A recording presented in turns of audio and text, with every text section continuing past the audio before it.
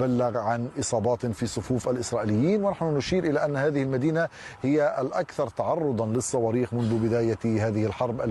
عمدة المدينة كانت تحدث قبل أيام عن أكثر من 1000 صاروخ طال هذه المدينة، وأكثر من 170 صاروخا سقط بالفعل في داخلها وأحدث دمارا في البنى التحتية وفي السيارات وفي المباني العامة والخاصة. شكرا جزيلا لك الياس كرم حتى اللحظة، وسنعود إليك في إطار هذه التغطية التي ستتابعها معكم سلمى الجمل. إليك سلمى. شكرا ازدهار. مستمر